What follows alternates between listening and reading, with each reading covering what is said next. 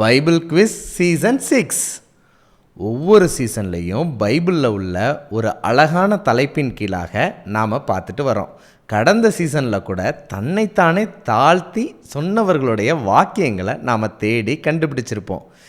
இந்த சீசனில் நாம் வேதாகமத்தில் உள்ள முக்கிய மலைகள் என்னென்ன, அதில் நடந்த முக்கிய நிகழ்வுகள் என்னென்னங்கிறத தேடி கண்டுபிடிக்க போகிறோம். நீங்கள் ரெடியா? 2ஆம் நாள் கேள்விகள். தேவனுக்கென்று ஊழியம் செய்த 2 சகோதரர்களை பற்றி நான் கேள்வி கேட்கப் போகின்றேன். 1. 120 வயதில் ஒரு சகோதரன் மரித்து போனார். மரிக்கும்போது அவர் கண்கள் இருளடையவும் இல்லை, அவர் பலன் குறையவும் இல்லை என்று வேதம் கூறுகிறது. யார் அவர்? எந்த மலையில் மரித்து போனார்? 2. மற்றொரு சகோதரன் 123 வயதில் மரித்து போனார். யார் அவர்?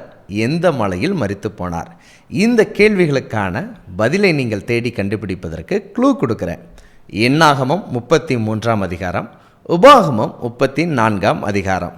இந்த 2 கேள்விகளுக்குமான சரியான பெயரையும் சரியான மலையின் பெயரையும் சரியான வேத ஆதாரத்தையும் நீங்கள் பதிவு செய்து எங்களுடைய வாட்ஸ்அப் எண்ணுக்கு அனுப்பி வையுங்க.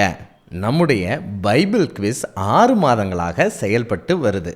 ஒவ்வொரு மாதமும் 11ஆம் தேதியிலிருந்து 20ஆம் தேதி வரைக்கும் தொடர்ச்சியான கேள்விகளை கேட்டுக்கிட்டு இருக்கிறோம்.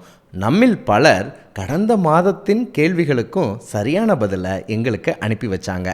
இந்த மாதமோ டிசம்பர் மாதமோ நீங்கள் தொடர்ச்சியாக பங்கு பெற வேண்டும் என்று நான் விரும்புகின்றேன்.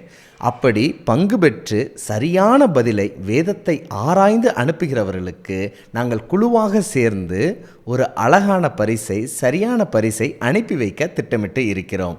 நிச்சயமாக பங்கு பெறுவீர்கள் என்று நான் நம்புகிறேன். பகிர்வோம் இயேசுவை. என்றும் அன்புடன் பைபிள் ஸ்கூல்.